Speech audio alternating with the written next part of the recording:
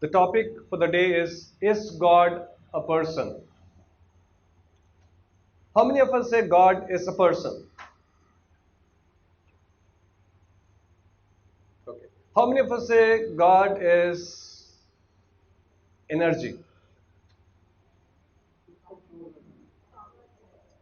power, and energy? Okay. And how many of us say God is not there? Okay. Any other option then? God is nature.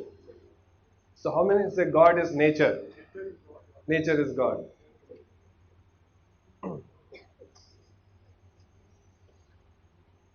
So based on the teachings of Srila Prabhupada, we'll be discussing this particular topic, taking insights from his beautiful purports, explanations which he has given. Let's chant this particular verse together. Avajananti ma mudha manushim tanuma shritaha param bhavam ajananto mama bhuta maheshwaram. Translation.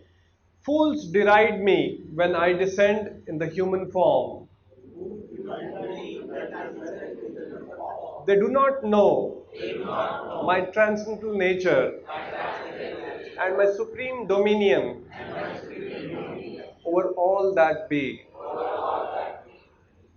Last time we had discussed a couple of examples. You see, when we see a picture, beautiful piece of art,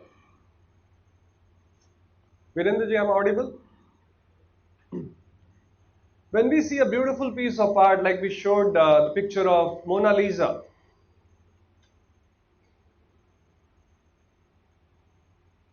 immediately we appreciate the painter, the artist. And we very well know, it is very, very clear in our mind, without any doubt, that somebody has painted it. Am I right? If someone were to tell you that picture of Mona Lisa came on its own, one fine day it manifested, or children were playing with some colors and somehow one of them splashed some colors on the canvas and accidentally this picture manifests. How many of us would like to subscribe to that understanding? Can a picture of Mona Lisa come on its own or accidentally manifest because some colors were splashed on the screen? No. We know there was an artist. Can we say it was some energy, some artistic energy? Can we say it was some artistic talent which manifests the picture? Yes or no? There was some artistic talent which made that picture possible. Yes or no? Whose talent? A person. We see beautiful pieces of art, we see beautiful creation. This building was built, there's an architect. Whose intelligence has gone? A lot of intelligence has gone in to plan this building. The strength of the beam, the columns, how much concrete has to be poured, what ratio it has to be poured.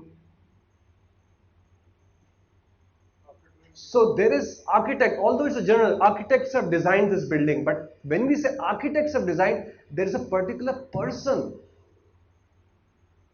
Mr. Manjrekar, who was the chief architect who designed this building. So just like the Mona Lisa, we have Leonardo da Vinci. Likewise, behind this wonderful creation, this material nature, like some of us said, nature is God. We see beautiful trees, we see colorful plants, we see beautiful birds, wonderful landscapes. Yes, there is some power, there is some energy, but who is behind that energy? Who is that intelligence? Who is that intelligent creator? Who has planned it? Just like we took an example of satellites in space. We have scientists working round the clock monitoring those satellites, who have designed those satellites, who have planned how it will be moving in their respective orbits. It has not come on its own.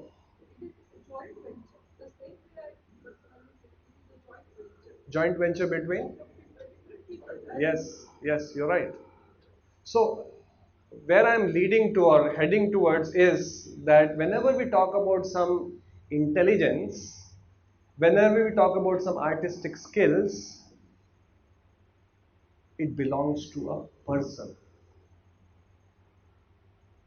So, behind this intelligent creation, there is a creator.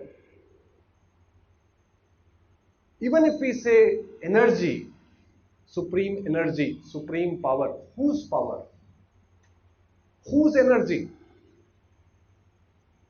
Here in the Gita, Krishna is saying, it's my energy.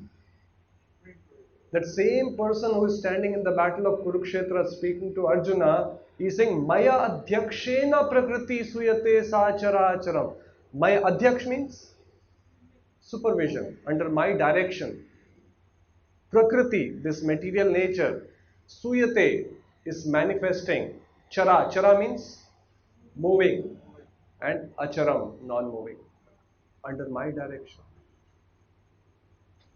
So we saw that how the earth is moving around the sun in a fixed orbit at a fixed distance, day after day, so meticulously, so systematically. 10 days from now, what time the sun will rise, we can calculate. Who has designed that system?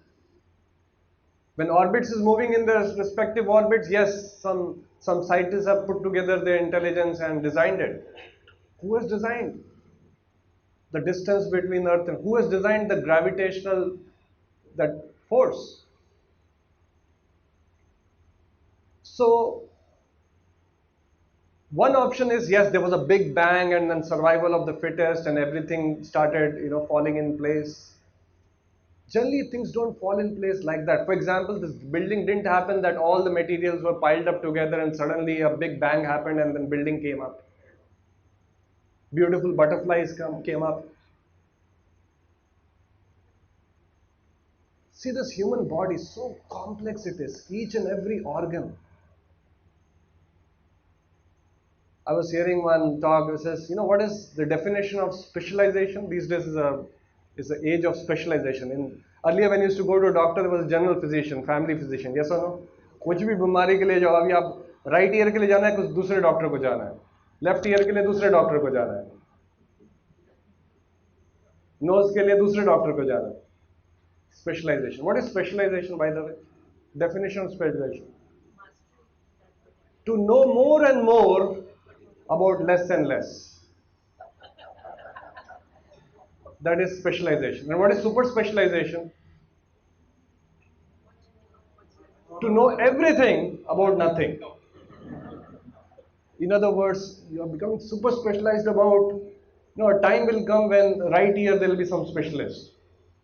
Or even further, they will drill down to a particular small part in the body. There will be specialists for that. So know everything about nothing. Okay. So, whose brain, whose intelligence, whose power, whose plan? So one thing, yes, we all believers in God can say it's some energy, some power. But whose power? Who has designed it? Nothing comes on its own. More so when we see a beautiful creation, wonderful creation, so well planned. Sun is rising, the rainy seasons are there, it rains. Somebody has designed, there's a sea, the water shouldn't get this thing, so there's salt added to it, the clouds gets formed and it rains, and then we have water for drinking. Who has designed this whole system? So that particular intelligent person, Krishna, in the Gita, we come to know, is the Supreme Personality of Godhead. He is a person. He is our Supreme Father. I would like to stop here. Anyone has any questions on this particular point before we proceed further? Because this is a very fundamental thing which we are planning to discuss today. Is God a person? Let's just for the discussion's sake.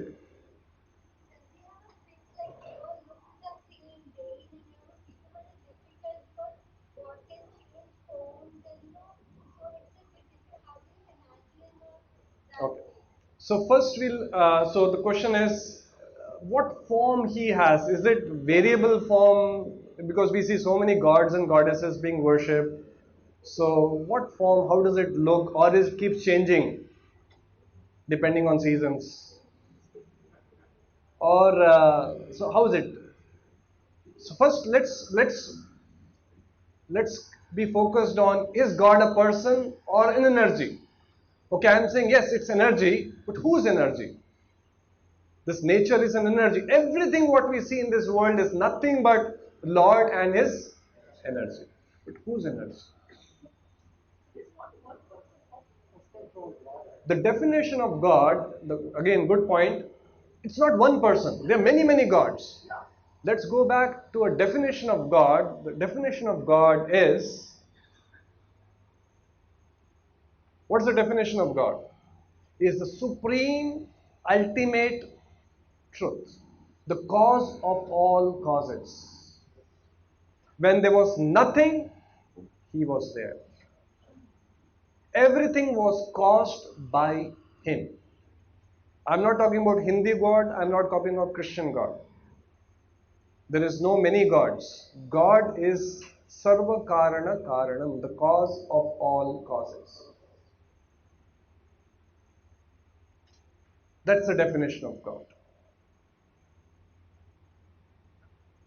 So God, there could be many, yes, different Devi Devtas are there, but ultimately, so that is further, just like you have many ministers. Yeah, yeah. Ultimately, God is that supreme being who is the cause of all causes, supreme controller, who has created everything, who has designed everything. Everything is moving under His direction.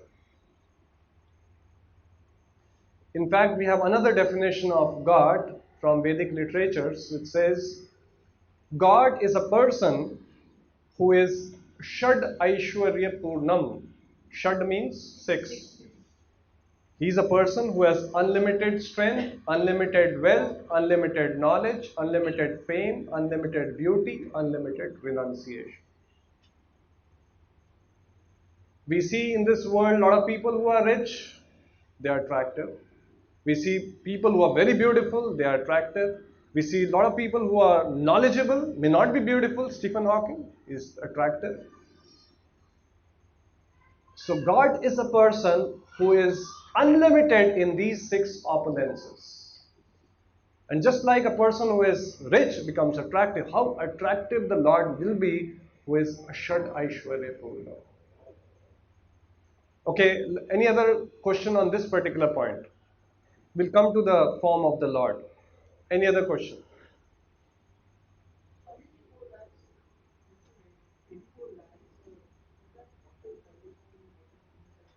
What is? Yeah. So we have, just like we have Darwin's theory of evolution, in that we have unicellular organisms, and then we have more complex this thing. What Darwin has told us that these organisms are evolving in terms of a unicellular organism evolves and becomes a complex organism. And then it evolves based on survival of the fittest into a much more complex organism. This is not the right understanding. The living entity, the soul, transmigrates from one kind of body to another higher form of body. Just like I gave example, in this Mumbai city you have different kinds of houses. You have 2 BHK, 3 BHK, duplex, penthouse, you have bungalows. A duplex doesn't become a penthouse. A 1 BHK does not, with passage of time, survival of the fittest, becomes a 3 BHK house. But a resident of that house from 1 BHK moves to 3 BHK. So soul evolves. The soul transmigrates from one species to another species. The species don't change. A monkey doesn't become a human being. A soul in a monkey can in next life become a human being, and vice versa. There is transmigration, there is evolution. Evolution of the soul, not evolution of the body.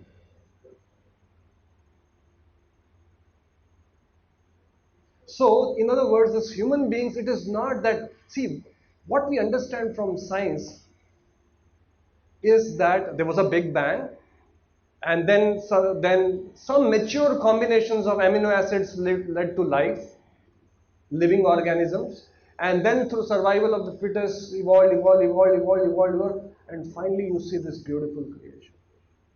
This human beings with liver, with pancreas, with heart beating, with intelligence, with eyesight, with male, female, they getting attracted. All this has come from a big bang with nobody who has planned it. Whereas I am saying, the Gita is saying, Krishna is saying that this creation has been designed by him, the intelligent creator, for a purpose. Let's understand what it is. Why there is a male and female. Why there is misery in this world. Why there is old age, death and disease. These are all not accidental creations. And anything we see, for example, this projector, some intelligence has gone, some engineers have worked together. So likewise, this wonderful creation, there's a creator, and that creator himself is saying who he is. Mayadhyakshena prakriti, under my supervision it is happening. Aham sarvasya prabhavo matta sarvam pravartate, everything is emanating from me. I am the source of everything. Sarvayonishu kaunteya aham bija pradapita, I am the seed giving father. So is that clear? Yes. There is God, yes. So we covered this briefly in the last session. I think probably you were not there. How did God come into being? Okay, we understand God created everything. How did God come into being? So the very definition of God is He is the cause of all causes. Just like in a train you have a bogie being pulled by another bogie. Fourth bogie is being pulled by third bogie. So if you ask why the fourth bogie is moving, because it's pulled by the third bogie. But why the first bogie is moving? Because it's pulled by engine. Why the engine is moving? Because it's an engine, it's not a bogie. So God, by definition, is Sarva Karana Karanam, is the cause of all causes. Nobody caused him. When there was nothing, he was there. Otherwise, if he was caused by somebody, then that somebody is God, and that God is a demigod, sub-god, or a devata.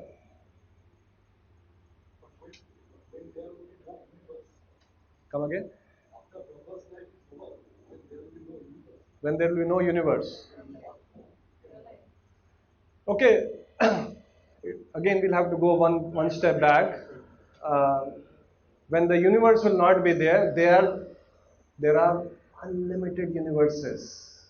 It is said from the breathing of Mahavishnu, the universes are coming out, and when he inhales, the universes are getting entry into his body. In the transit period, we'll have some Gita live sessions. We'll discuss. We'll come to that. I think we're digressing from the topic. We'll come back to the discussion. Okay, fools deride me when I descend in a human form. So now the same Lord descends in a human-like form. Just like Krishna did 5,000 years back. Mind you, it's not mythology. Many of us, when we use this word, Ramayana, Mahabharata, we use this mythological stories. It's a wrong understanding. Mythology means some fiction, some myth. These are all historical facts. Still in Kurukshetra, I happened to study my 4 years engineering in Kurukshetra. Still there are places, Jyotisha, the place where this words were spoken, that holy pond, Brahma Sarovar. So these are all historical. Dwaraka, Vrindavan, Mathura. birthplace of Krishna. These are all historical places. So this is not a mythology in that sense. So the same Lord who is the cause of all causes descends in a human-like form. And Krishna is saying, fools deride me. They think after all he is a human being. They do not know my transcendental nature. Although I appear to be like a human being, a small cowherd boy, a small little boy, but they do not know my transcendental nature. I am not an ordinary human being. And my supreme dominion over all that be. And Krishna gave us small glimpses of his power. When Govardhana was supposed to be lifted with a small little finger, effortlessly for 7 days, that little boy lifted it. These are not mythological stories. Today when we go, we can see that Govardhan here. So although he appears like a human being, just like a teacher, when he goes to a first standard student, teacher may say, 1 plus 1 is 2. Teacher speaks like a child, behaves like a child, speaks like a child, dabbles in 1 plus 1, but teacher has not become to that level of mathematics. Teacher has, for the sake of students, gone to that level. Or for that matter, when a king goes to a prison house to supervise the prison house, although he is in a prison house, he is not a prisoner. Some prisoners can say, all those who are in the prison house are criminals, and he is also a criminal. So he is transcendental, he comes. Now, for what he comes, again Krishna will be explaining. He who conducts the creation, although he appears to be a small boy, a human-like form, but he conducts the creation, maintenance and annihilation. Now, the Lord Brahma, in his prayers says, Ishwaraha Paramaha Krishna. There are many, many controllers in this world. For that matter, in a particular company, manager is, Ishwara means controller. Manager is some kind of a controller. He has some supervisors reporting to him. The manager in turn is controlled by, let's say, the MD of that company. The MD in turn may be controlled by the board. The board in turn may be controlled by the shareholders. So, in this world we see there are many, many controllers, but the chief controller, Parama means the chief, is Krishna.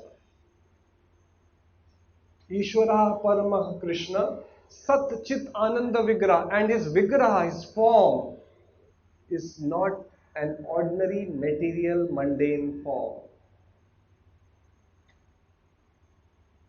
What is that form? Sat Chit Ananda Vigraha. His form is full of eternity, Chit knowledge, and Ananda bliss. Now, a question to all of you. This is a very tough question. Can God or Krishna lift a stone which he cannot create? Or can he create a stone which he cannot lift?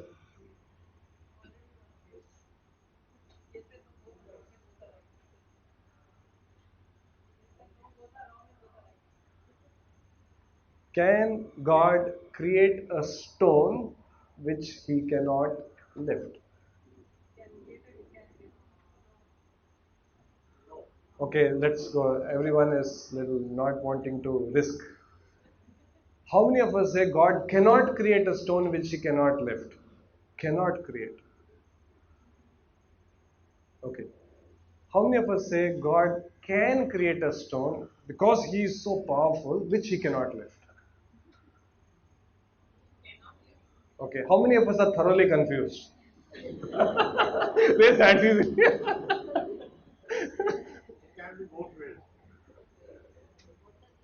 Think about it. Just think for a minute. God is all powerful. He has unlimited strength. can he create a stone, so big a stone, which he cannot lift? No. Because he is the creator, he can lift Huh? There's nothing which he cannot create. That means he doesn't have power to lift a particular stone which he can create. And he can create also. The question is, can he create a stone which he cannot lift? Question is wrong. I know the question is wrong. This is the right answer. Question is wrong. If the answer is difficult, you can say question is wrong. Out of syllabus. It looks to be wrong. Looks to be wrong, yes. Anybody, yes, would like to attempt the answer? Yes. Yes, if he wants to. He can create a stone which he cannot lift. But then his definition goes away. Definition goes away. All powerful. All powerful. What can do anything? Huh? What can do anything? But you are saying he can create a stone which he cannot. So why he cannot lift if he can do everything? Doesn't want to. ये तो आप फिसल रहे हैं, answer से फिसल रहे हैं. कैसे? कैसे? His power, his creation. He can create something that can lift it. It is his creation. So the answer is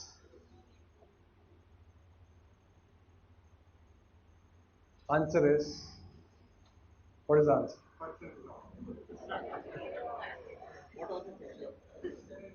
Can Lord create a stone which is so heavy, so heavy, so heavy that he cannot lift?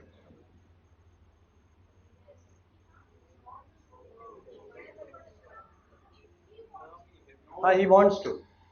He wants to. So the answer is, Lord has unlimited, ever expanding strength, unlimited, ever expanding beauty, unlimited, ever expanding knowledge. He is not static like us. So one moment he can create a stone which he cannot lift, next moment his strength increases because he is not static. Unlimited, unlimited strength, unlimited wealth, unlimited beauty. Once you say he has created so much heavy stone. This was just to basically break the ice. Let's continue. Okay, extrapolation. Now, why do we, when we come to understanding of God, we generally extrapolate? Extrapolate means basis the ideas we have, basis the understanding we have, basis the knowledge we have, हम लोग logic लगा के, तर्क लगा के, we try to understand. To give you an example, we all see that every person in this world is limited by time and space. अगर आप यहाँ पे हैं तो आप घर में नहीं हैं. Can I confidently say that? Yes or no? Because we are limited by time and space. If I have seen you today here, I can very confidently say that yes, you were there session and you were not at your place. You were in Mumbai. So now, we know that God is all present, omnipresent. Now, using the logic that a person is limited by time and space, using that logic and extrapolating that understanding, I can say that God is not a person. Because how can a person be present everywhere? Because in my experience, all persons are limited by time and space. Another thing, we see that any person in this world, in our experience, goes through birth, old age, disease, death. Am I right? That is our experience, including big celebrities. Even Raja Maharajas, including presidents of the best of big countries. So when big persons undergo this thing, how can God be a person because he cannot be facing birth, death, old age, disease? Therefore, God is not a person. We see relationships have inevitabilities in this world. There are shortcomings, there is fights, there is this thing, but we know God is a loving person, very blissful. So using my understanding of relationships have problems, relationships have difficulties, relationships have tiffs and fights, God is not a person. So I'm using my experience, and because I've heard that God is all great, all loving, omnipresent, all powerful, using my logic, I say that God is not a person. That's why Krishna says, I am transcendental. Satchit Ananda Vigraha. Vigraha is not a material form, it's a spiritual form.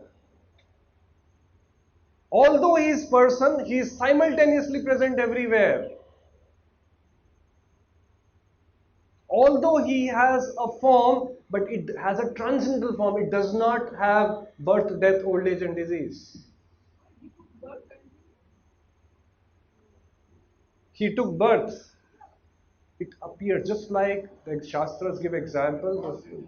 Just like it appears that the sun is taking birth, and in the evening sun is dying. So even when it comes to God, it appears that God is taking birth, and God is dying. It is not so. Just like the same example as yeah.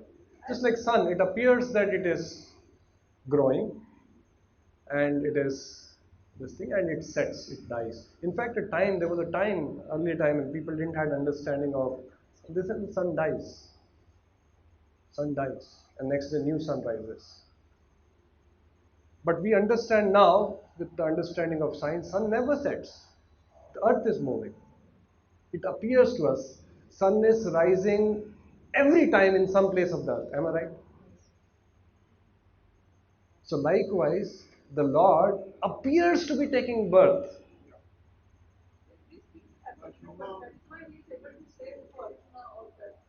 Lord Narasimha, Lord Krishna, Lord Rama, both they appear in their mother. In Ramayana it comes. That's why Krishna says, Janma karma cha me divyam evam yo veti tattvataha. One who understands my birth, janma, karma, they are divyam. Divyam means they are transcendental, they are not mundane, they are not material. One who understands in tattvataha, in truth, tyaktva deham punarjanmana iti.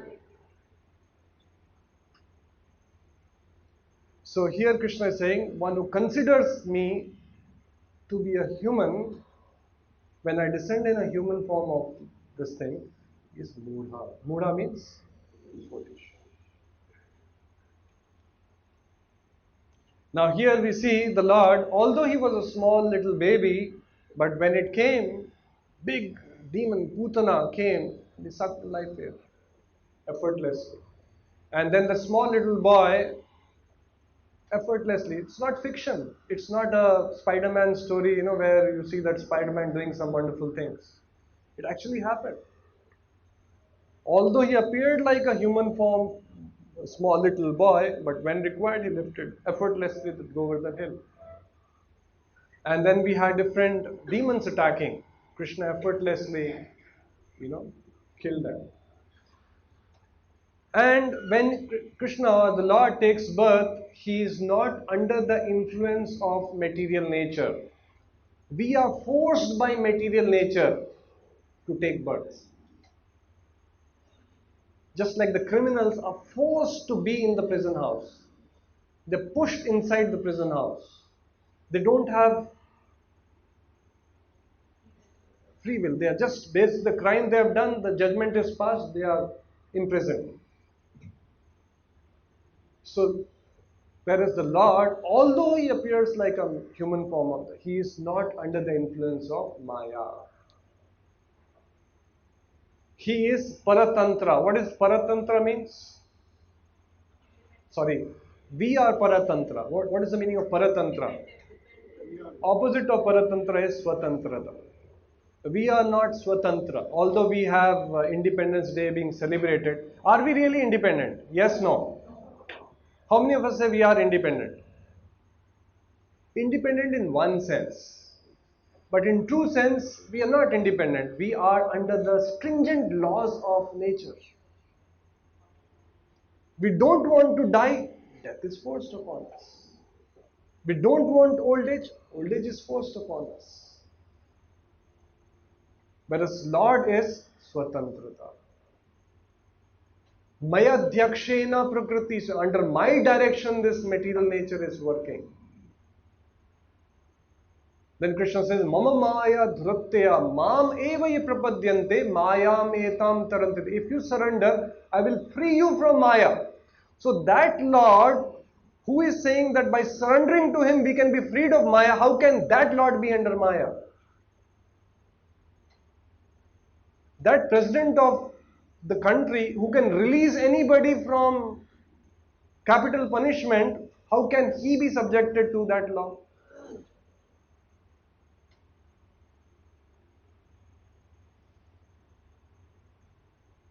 So the definition of God is he is that supreme person who is smaller than the smallest, simultaneously bigger than the biggest.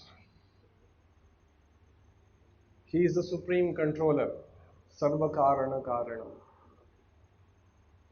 And how is all this possible? It is Yogam Aishwaryam, it is his opulence. How can he create a stone which he cannot lift? That is his opulence. Ever expanding. And he demonstrates that. Now, when it comes to understanding of God, generally our basis is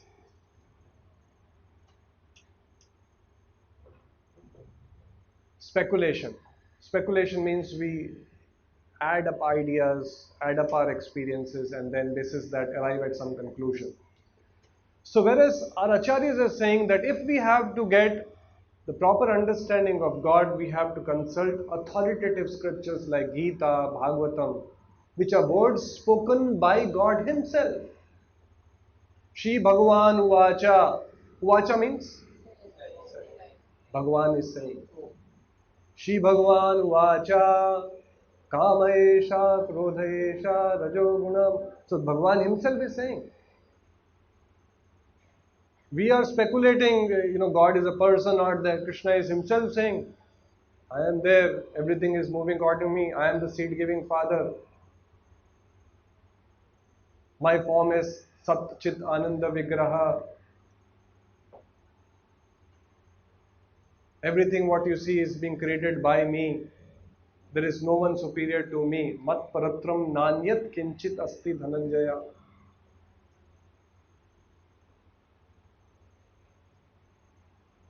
So even when the Lord appeared, he initially appeared in a four-handed form. You all know that? As Vishnu. And then by his own omnipotency, he transferred to a two-handed form, a baby.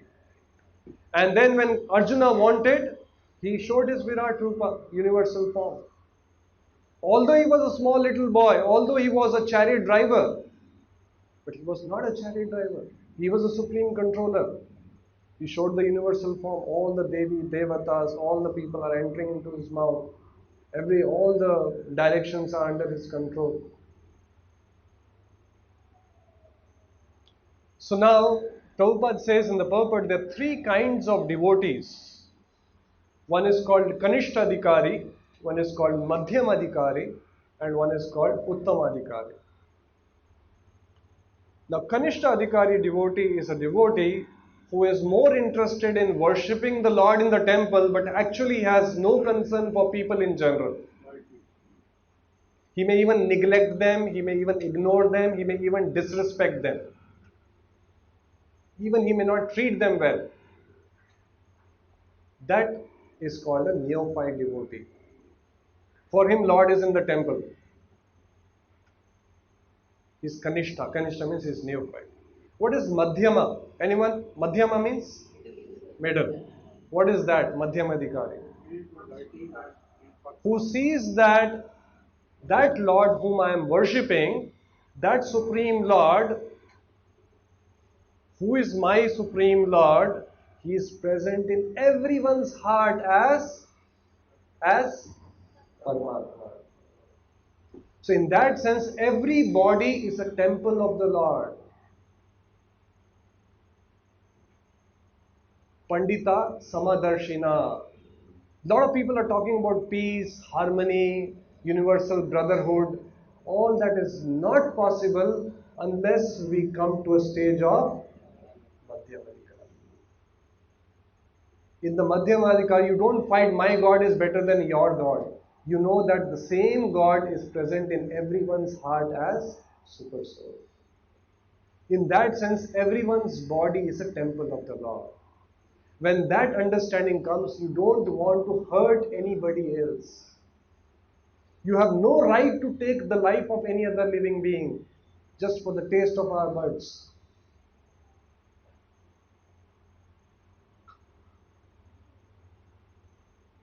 So, a Madhyamadikari will give due respect to all living beings.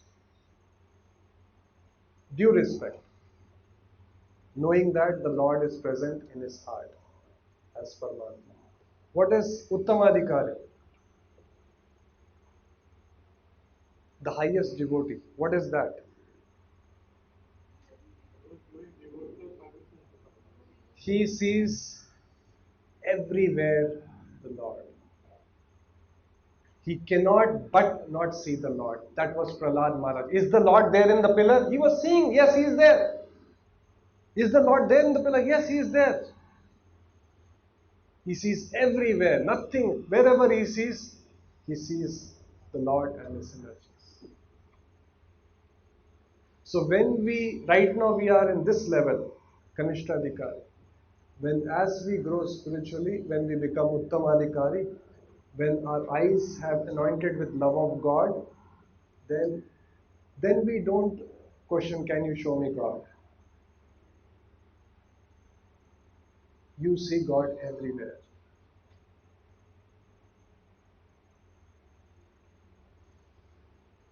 Now, there are some impersonalists. Impersonalists means those people who claim that ultimately God is impersonal, is not a person. So they may even deride or make fun of temple worship. Somebody is worshipping God in the temple. So the logic is, if God is present everywhere, then why not in the temple? Why not in the deity? The definition that God is present everywhere, then why not in the temple? Why not in the deity? So now, some of you said that Lord is an energy. Somebody said Lord is a power. So this we have covered earlier, but nevertheless I'll repeat.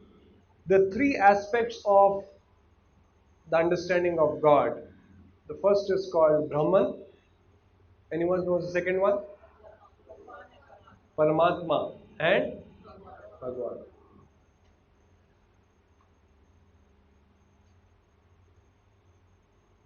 Just like in the morning when the sun rises, the rays of the sun enters your room, you say the sun has come.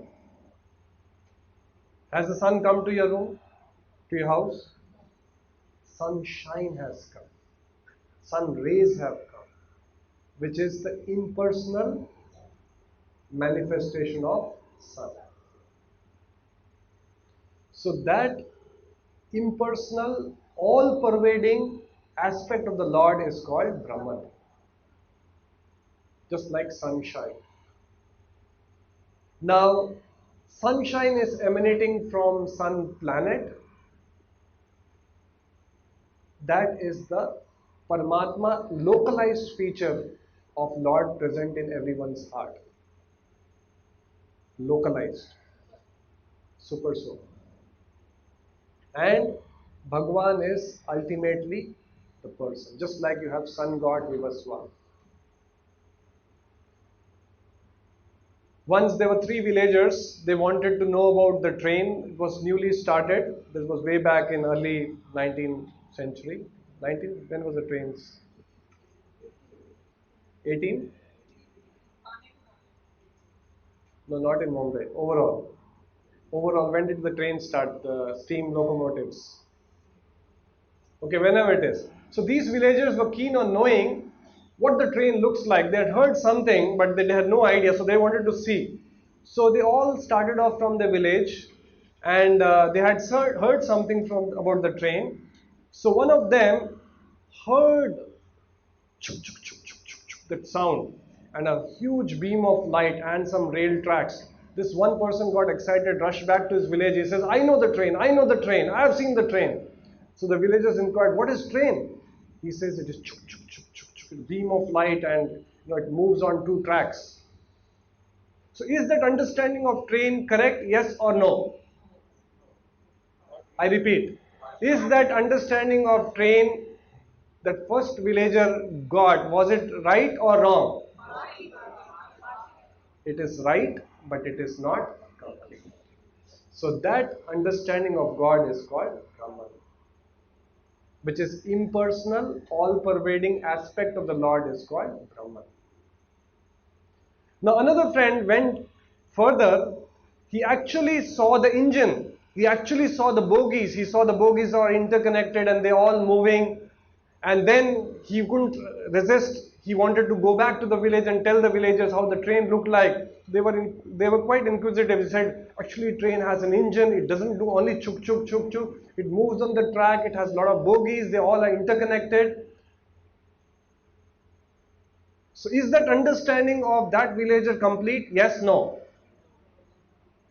It is also a description of it, but it has a much higher detail than the previous one. So that understanding of the Lord, who is localized, who is present as Paramatma in everyone's heart, is called the Paramatma realization of God.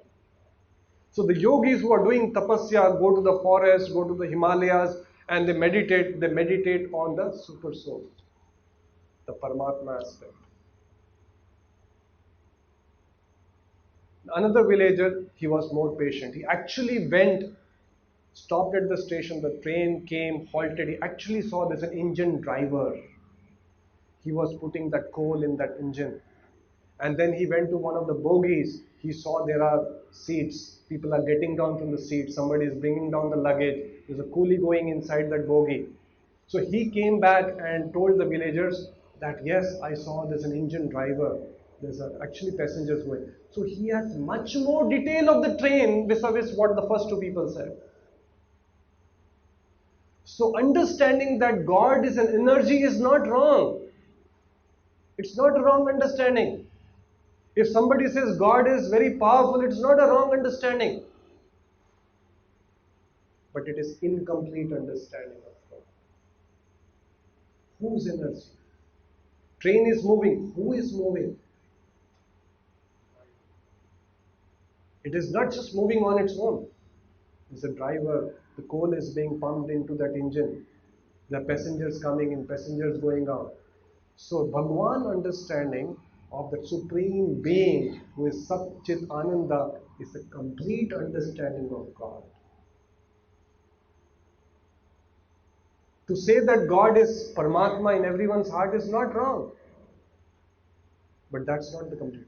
Whose Amsha God is manifest in everyone's heart? He is that Amsha of that sole Supreme Lord. Any questions on this?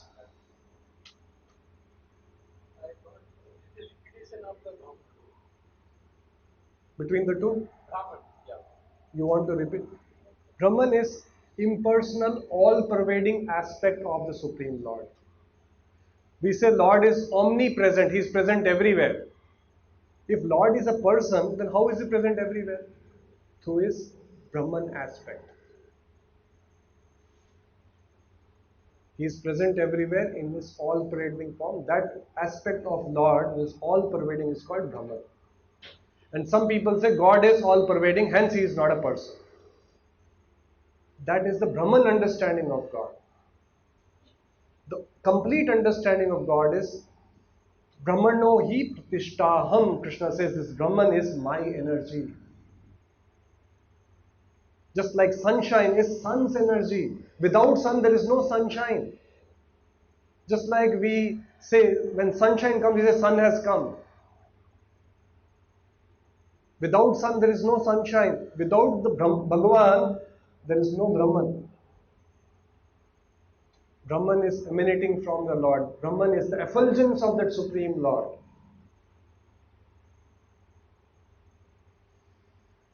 So Srila Prabhupada, he wanted to give this right understanding about God. See, in today's world, there are a lot of God-men. There are a lot of God-men. There are many, many spiritual so-called societies. But they all are thriving. They all are making good propaganda and a lot of followers, all those things. Unfortunately, please don't take it wrong. People in general, just like physics, chemistry, math, there's a well-defined understanding. Whereas when it comes to spirituality, everyone is speaking something, and everyone is speaking something which is not in telling, not in agreement. So Srila Prabhupada,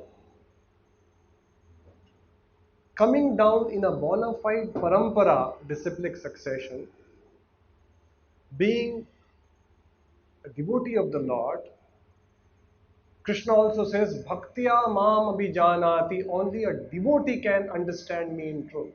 There are many philosophers who have written commentaries on Gita, many politicians have written, many so-called statesmen have written commentary on Gita. Actually, you cannot understand Gita. So, Srila Prabhupada was very, very intense as far as, he wanted to give this right understanding to the people in general. Not compromise the understanding. Doesn't matter even if less people come, doesn't matter if he does not get any followers, with the right understanding. So Prabhupada went to the West in 1965. When he landed in the US, first month he stayed with a couple by name Gopal Agarwal and his wife, who was an American lady by name Sally Agarwal.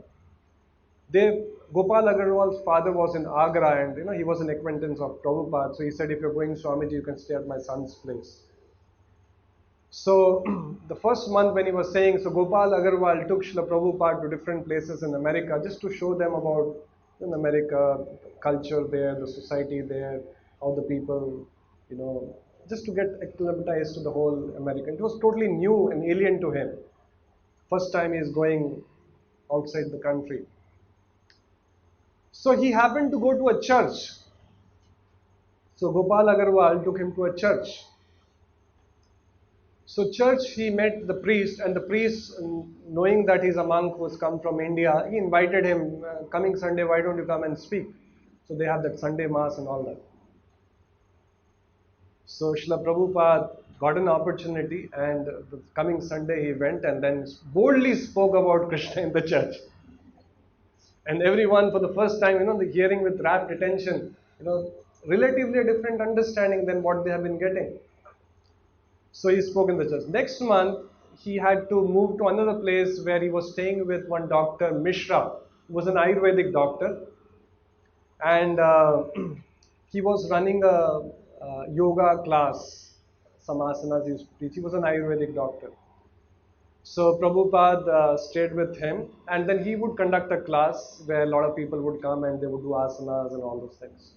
So Prabhupada was eagerly waiting when he would get an opportunity so that he can address those people. He was completely new to that place. He had not, there's no organization. He's completely alien to that society, alien to that culture. But he had a great, intense desire that how he can speak to others about Gita, about Krishna and all that. So then he requested Mishra ji, you have all these people coming, learning yoga asanas. Krishna also talks about yoga, bhakti yoga in the Gita. Can I speak something? So he says, yes, I will give you, at the end of the class, I will give you an opportunity. So then, for next 1 hour, when people would come, he'll be sitting in the backside watching all of them doing different asanas and all that. And at the end, he says, Swamiji, we have one Swamiji from India. He will now speak to you. And then when Swamiji will, Swamiji, 10 minutes. Swamiji, only 10 minutes. Because these all guests who have come from different places. Yes, I understand. It's 10 minutes. And then Swamiji would come and speak about Krishna, and then he would also chant or do the kirtan.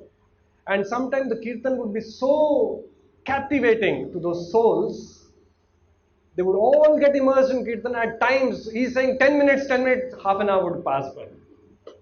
Sometimes, you get lost in that whole thing. So, it happened for them. So, one time, Srila Prabhupada and this Dr. Mishra, so Prabhupada was called Swamiji, and the Dr. Mishra was called Guruji. So, they happened to go for a retreat. So, it was a retreat, all this 30, 40 odd people, they went, it was overnight stay there. So, Srila Prabhupada also went there. And then, so in that retreat also, Swamiji would once in a while get an opportunity to speak. But he was, there wherever he would get an opportunity, because completely new to that place, he would speak. So one night, when these people were sleeping, so one of these couples who was staying in a room adjacent to the room where Prabhupada was staying, they saw that light is on from the room where Prabhupada is staying, and some kind of a murmuring sound is coming. So this person got up, just trying to peep through the window. Who is this at 2:30 in the night? So he peeped in, and then he saw Swamiji sitting erect, and Hare Krishna, Krishna Krishna, Hare Hare. So he said, what is he doing at 2:30 in the night? 2:30 happens to be middle of the night. But wherever Prabhupada went, irrespective of which country he was, which continent he was, he would get up at 1:32 in the night and would do his morning chanting, and do his transcription of book and all that. So this person just became a little inquisitive. What is this Swamiji, doing in his room at 2:30 in the morning? So he and his wife knocked the door. He said, Swamiji, can you please? So these all people were a little inquisitive in that sense, wanted to know more about yoga, more about this thing and all. So Swamiji 2:30 toward 5:30 go and spoke to those two people about yoga, about Krishna, about Bhagavad Gita and all, and they were hearing with rapt attention. So Srila Prabhupada had a very, very intense desire somehow to give the right understanding to more and more souls in this world, who he, being an Uttamadhikari, saw that everyone is lost in this world, completely forgotten the purpose of human form of life. Out of compassion, he wanted to speak to more and more people, because a self-realized soul, when he sees that people are missing. En route to Boston in the cargo ship, when he was going, he writes, Oh Lord, why are you taking me to a miserable place? When we go to America, we are going with all hopes. We are going to a prosperous country, we'll make a lot of money, it's such a lot of comforts, a lot of luxuries. So he's writing, Oh Lord, why are you taking me to a miserable place? So Srila Prabhupada was told by his Guru Maharaj, do not worry if you don't have anyone to preach. Even if there is one person, you speak to them. So that at times, in initial days, Prabhupada would be there would be just one person, and for 2 hours, Prabhupada would be speaking. And he was also told, if there is nobody, then you speak to the walls. The walls will listen. So one day it so happened, Prabhupada had an intense desire to speak, but there was nobody to listen. He had announced that Gita class, he had made all arrangements, he had cooked the food personally, nobody came. But Swamiji was undeterred. He went on that asana, put on the mic, put on the dictaphone, and spoke for 1.5 hours. Nobody there. And very confident is it. Krishna is the Supreme Personality of God. Krishna says in the Gita, he is speaking. Sometimes you visualize that audience is there speaking. And that recording, what he spoke on that day, is what is introduction to Bhagavad Gita in the Gita which you are reading today. The transcription of that, what he spoke to the walls, is the introduction to Gita, which is there in the Gita, which we are reading now.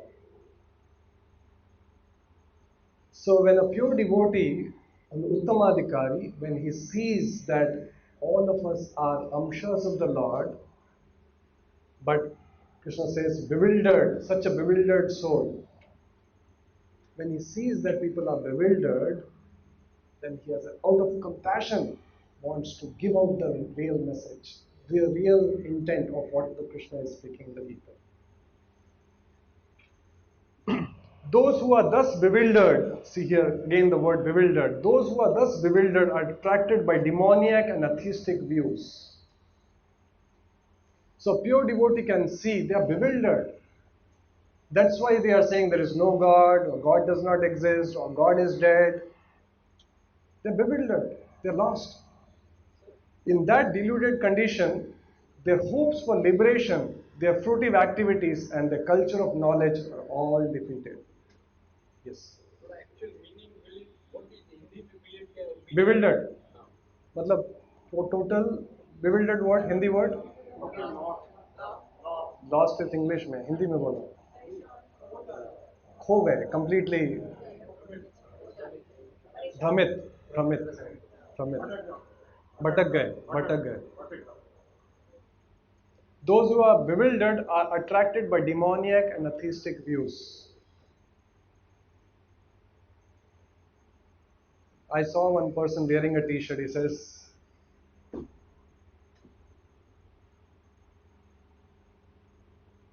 I am an atheist. I was an atheist till the day I realized I am God.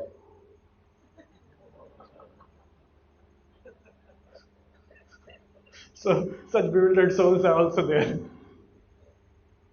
So bewildered are attracted by demoniac and atheistic views. And we see a lot of people these days are bewildered. So it's a duty of all of us.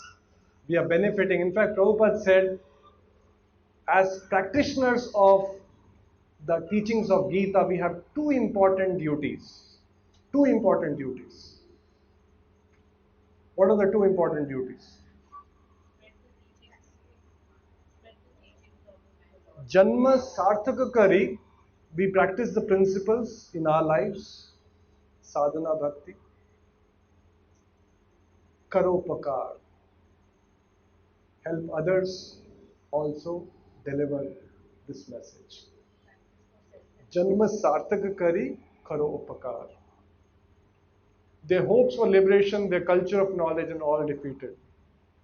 And such souls, they do not surrender to the Lord, surrender to Krishna. So, Srila Prabhupada on many occasions was asked this question. In fact, he got this question many times. Can you show me God? Can I see God?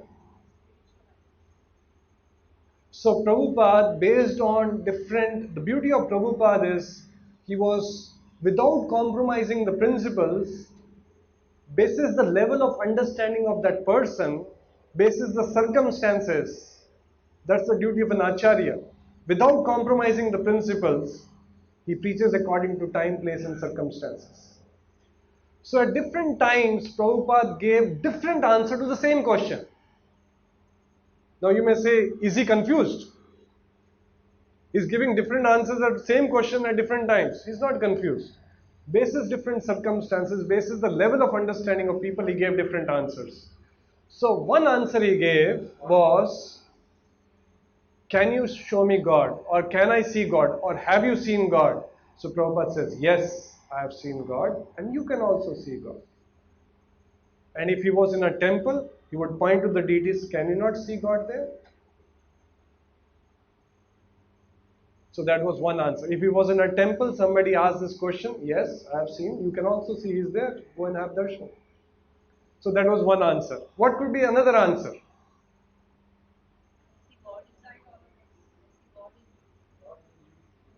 So the second answer he gave, Yes, you can see God, I can show you God, but you require qualification.